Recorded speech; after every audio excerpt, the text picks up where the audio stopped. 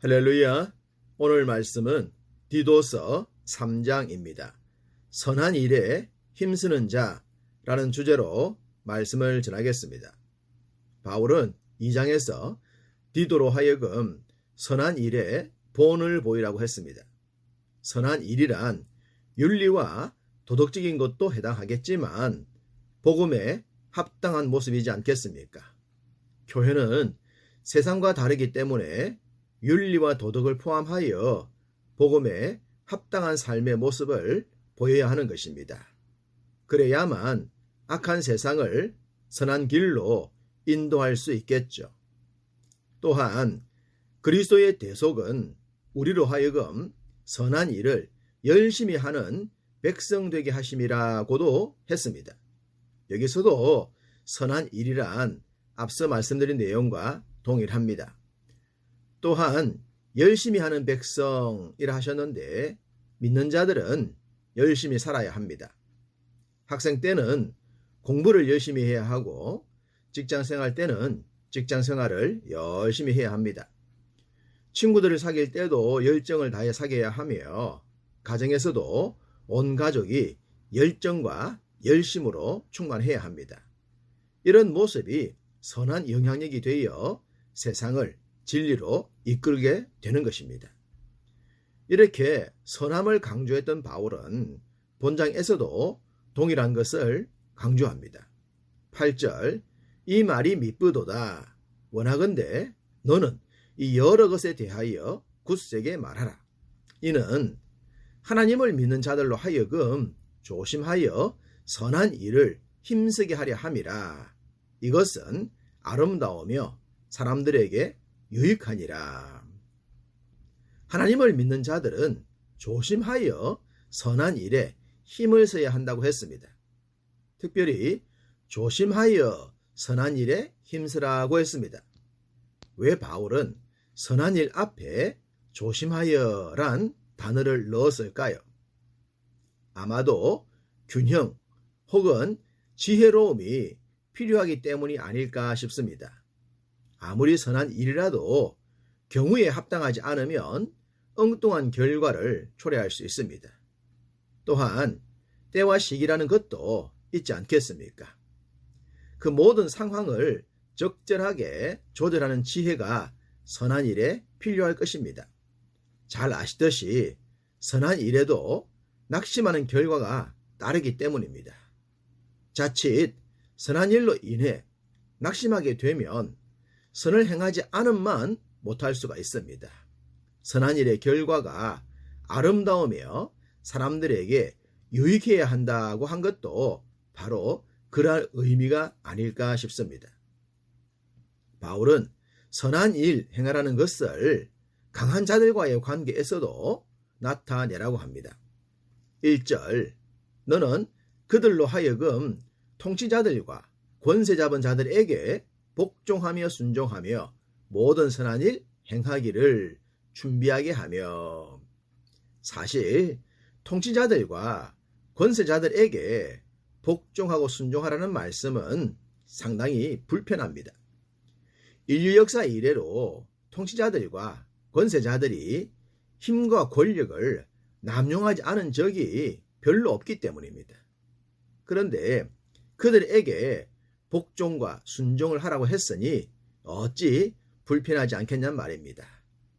그렇다면 이 구절은 그러한 의미가 아니지 않겠습니까?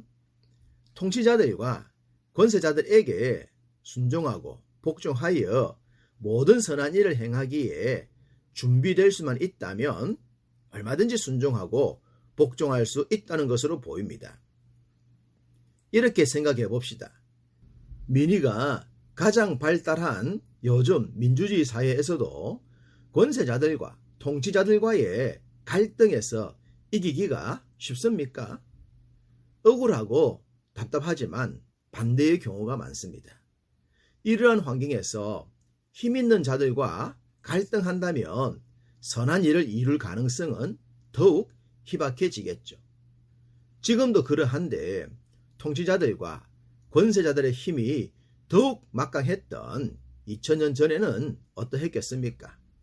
그러니 바울은 그러한 자들과도 선한 일을 도모하기 위해선 복종과 순종이 필요함을 강조한 것입니다.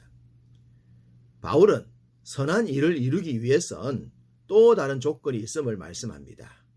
2절 아무도 비방하지 말며 다투지 말며 관용하며 범사에 온유함을 모든 사람에게 나타낼 것을 기억하게 하라.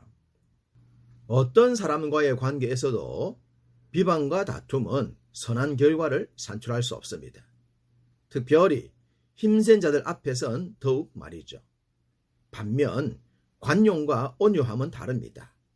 비록 힘이 없는 자라도 관용과 온유함으로 강한 자를 이길 수 있습니다. 우리의 목적이 선한 일을 이룸에 있다면 이러해야 할 것입니다. 5절 우리를 구원하시되 우리의 행한 바 의로운 행위로 말미암지 아니하고 오직 그의 긍휼하심을 따라 중생의 씻음과 성령의 새롭게 하심으로 하셨나니. 이 말씀은 가진 것 없고 많이 배우지 못했으며 약하기 짝이 없는 자들에게만 해당되는 것이 아닙니다. 아무리 강한 힘과 권력을 가졌고 많이 배웠고 많이 가졌다고 하더라도 사람의 행위로는 중생의 씻음을 받을 수가 없음을 강조합니다. 구원의 은혜, 중생의 씻음, 성령의 새롭게 하심은 사람의 행위와 무관합니다. 바로 여기서 권세자들과 통치자들 그리고 그 지배를 받는 자들이 동일해지는 것입니다. 이 땅이 우리 삶의 전부가 아닌 이상 이 사실을 잊지 않아야 합니다. 복음의 역사를 보면 대부분의 상황에서 복음은 통치자들과 권세자들 앞에서 약자였습니다. 무엇보다 제국주의자들 앞에서 말이죠. 특별히 로마라는 제국은 기독교를 말살하기 위한 정책을 오랫동안 사용하지 않았습니까? 그런 상황에서 복음은 우리에게 무엇을 가르쳤습니까? 사랑과 용서, 인내와 오래 참음, 칼이 아닌 복음으로 승리한다고 했습니다. 그로 인해 많은 세월 억압받았고 탈취당했으며 소리소문도 없이 죽음당하는 일들이 비일비재했습니다. 복음의 가르침이 정말로 무용지물로 보이기까지 했죠. 그러나 세월이 흐른 후 그 반대가 되었음을 증명하지 않습니까? 선한 일이란 이런 것입니다. 복음을 박해하던 로마가 기독교 국가로 변하는 것, 그것이 바로 약한 자들이 선한 복음으로 승리한 모습입니다. 그리고 이런 결과가 있다는 것을 아는 사람은 현재적 삶에서도 특별해집니다. 7절에 영생의 소망을 따라 상속자가 되게 하려 하심이라고 했습니다. 영생이 우리에게 상속된다는 것이 믿어지면 그에 어울리는 삶을 살게 됩니다. 그 믿음이 카타콤베와 같은 삶을 선택하게 했고 순교당하는 삶을 선택하게 한 것입니다. 내 생의 마지막 순간이 영생의 상속자로 영생의 주인공이 됨을 믿기 때문입니다. 사탄은 우리가 영생의 상속자 되는 것을 엄청 싫어합니다. 그래서 복음의 본질에서 벗어나기를 원하죠. 그것을 위해 교회에 가라지처럼 덧뿌리는 것이 있습니다. 9절 어리석은 변론과 족보 이야기와 분쟁과 율법에 대한 다툼입니다. 사실 이런 주제는 결론이 정해져 있습니다. 각자의 주장만 하다가 상처만 주고 아무런 유익도 얻지 못하는 결론 말입니다. 가령 신천지에 빠진 자들이나 도를 아십니까? 하는 자들과의 논쟁에서 얻을 수 있는 것이 있을까요? 율법만을 유일한 진리라고 생각하고 율법적 행위만이 구원이라고 믿었던 자들은 논쟁의 대상이 아니라 멀리해야 할 대상이라고 했습니다. 바울은 믿음 생활의 결과나 과정이 좋아야 함을 강조합니다. 갈등과 반목과는 거리가 멀죠. 14절 열매 없는 자가 되지 않고 좋은 일에 힘쓰기를 배우는 것이라고 했습니다. 열매는 믿음 생활의 결과입니다. 성령의 열매처럼 유익함을 주는 열매가 결과로 나타나야 합니다. 또한 좋은 일에 힘쓰는 것을 배우는 것은 과정입니다. 우리의 믿음 생활은 좋은 일, 선한 일의 연속이어야 합니다. 그것이 감사와 기쁨과 평강으로 나타나는 것이죠. 역경과 아픔과 고난과 힘듦을 믿음으로 이겨내는 것입니다. 여러분 모두의 믿음이 현재와 미래까지 약속하신 말씀으로 충만하셔서 이러한 모습으로 살아가시기를 주님의 이름으로 축복합니다.